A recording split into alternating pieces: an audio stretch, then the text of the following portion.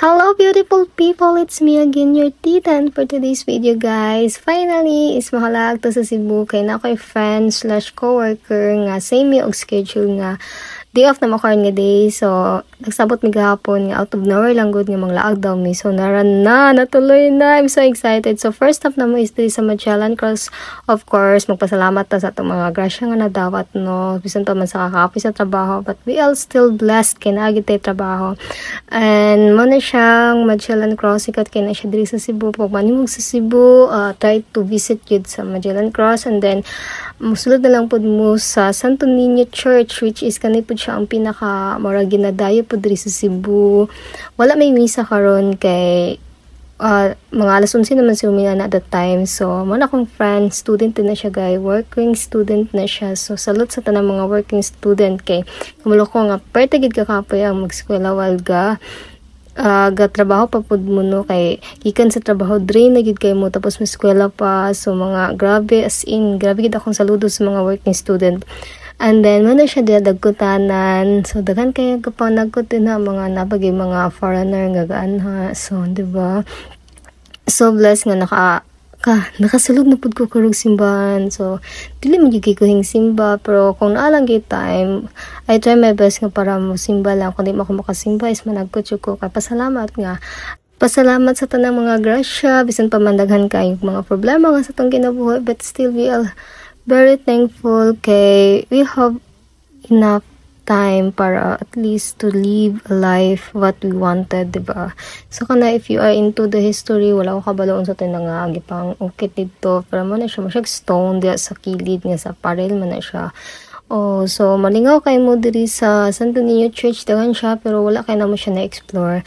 And then after that is paingon mi dito sa Cebu Museum. So finally guys, so gusto na gyud kay kamo gani one of the reason nga nung nanglaag mo di kay gusto lagi ko man sa Cebu Museum, pero grabe kainit ako nag-expect kay pero udtong tutop kay may nang baklay ra man kay doon naman ang Santo Niño Church to diri. So amo ra ni siyang gibaklay, super kainit, as in kay of course Semana Santa na gid na siya nga init kay na siya that time. So nagpahulay pa mi na that time. So mo na siyang mo na ni siya diri ang Cebu Museum, pero sad to say is Cerrado de Aisia.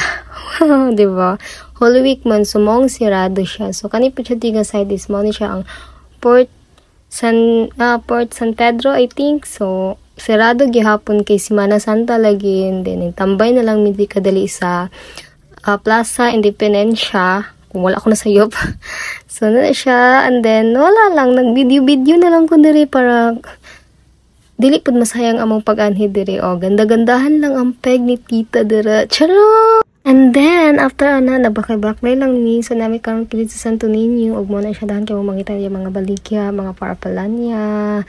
So, Holy Week man siya, and expected lagi na siya, dahan kong baligya. Then, after that, is nangaon mi, diri sa McDo, so I ordered chicken a la king with float and fries, and akong kauban is chicken doya. So, I don't know lang kung saan itabo, pero nga nung mingaw ang McDo karon gamay ra kay lang table, wala jud ko kabalo ano. Pero man na siya. So, mga data everyone, ang dagway part ni naka-hard gardos kay grabe nakalakaw sa gawas ug init kaayo, diba? So, no paki, kaya nag-isikuan po doon kung asa na po may paingon next. Kaya gusto na musulitan lagi mong D-off lagi. Kaya talagang sana kayo may makagawa sa, diba? So, chika-chika, ginagmay, kaon din nagka na din haday, o, diba?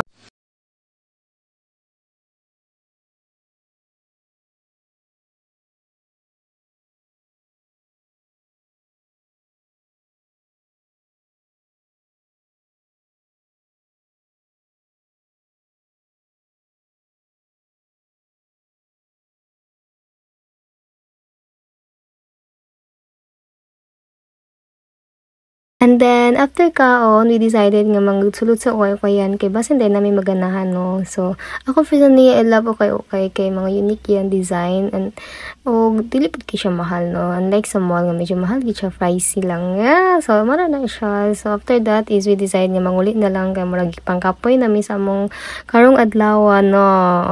So, mara na. Thank you for watching everyone. Bye!